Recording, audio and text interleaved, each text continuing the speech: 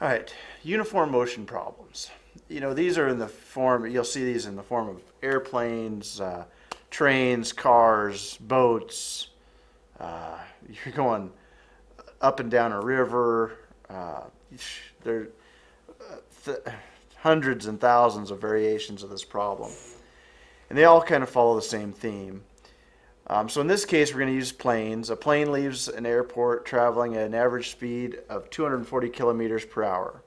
How long will it take a second plane traveling the same route at an average speed of 600 kilometers per hour to catch up with the first plane if it leaves 3 hours later? Now, I'll be honest. I've studied math going on 20 years now, possibly longer.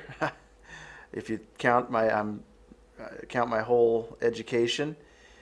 And these problems are still tricky for me, and I love them for that fact because they make me think, and I love to think about stuff like this.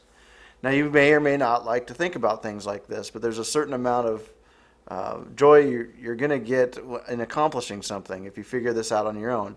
So I encourage you to reread this problem, push pause on the video, come up with some of your own ideas on how you would solve it, and then watch me. Don't just immediately just watch me and try to and just dumbly listen to what I do, because you'll never learn that way. The only way you're going to learn this is if you come up with some of your own original ideas.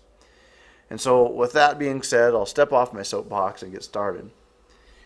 So when we think of this problem, we've got our airport here, and plane A takes off and flies for 3 hours. Okay? Then plane B takes off and flies at 600, much faster so that it can catch up quickly. And so it's flying fast to try and catch up. Now, at the same time it's going, plane A here is also going.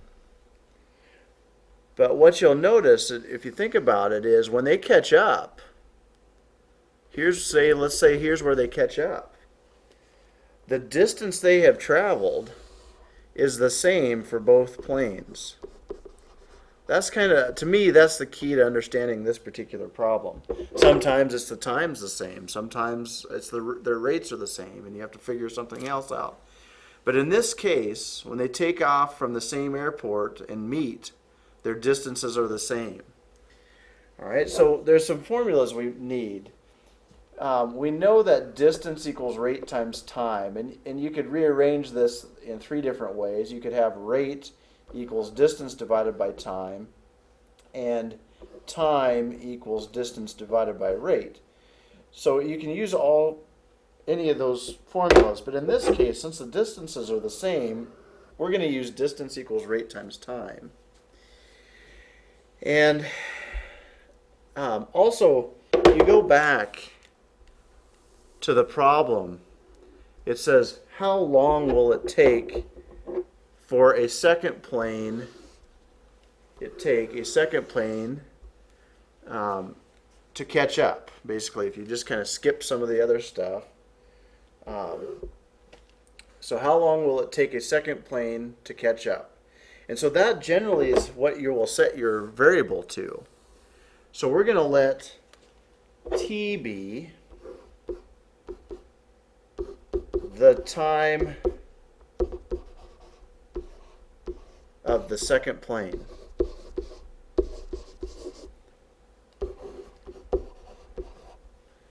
Okay, so the time the second plane's in the air in order to catch up. And so what that allows us to do, so that means the time of plane A, your first plane, I'm going to call it plane A, and this plane B, the time of the first plane is going to be the time of your second plane plus 3 hours. It's been in the air 3 hours longer. So to me, that's kind of the key to this problem. And so if you think about that now, then let's look at the distance of plane A. and the distance of plane B, okay, the distance of plane A, which is the slower plane, the distance of plane A would be the 240, and let me make sure that's correct.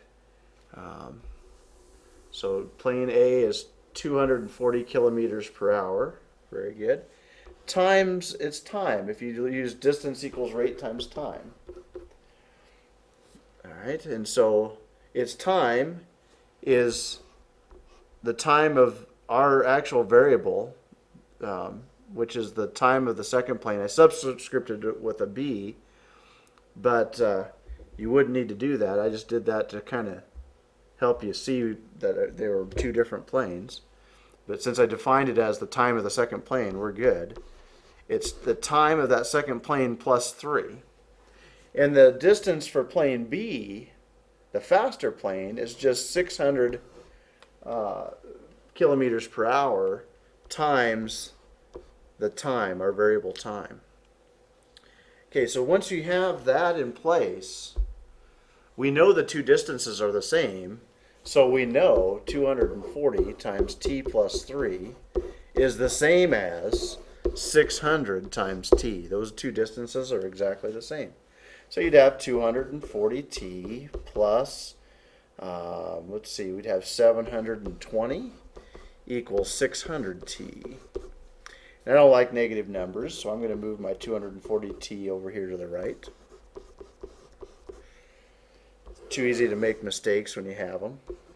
And so 720 is equal to, borrow 10. So 0t, 6, 360. And so my time t is equal to 720 divided by 360, which, if I'm correct, that's 2 hours. So it will take the faster plane, whether you define that as plane B, like I did, it will take the faster plane 2 hours to catch up with the slower plane. Get used to writing out your answers. Don't just box in t equals 2 hours. This isn't high school anymore.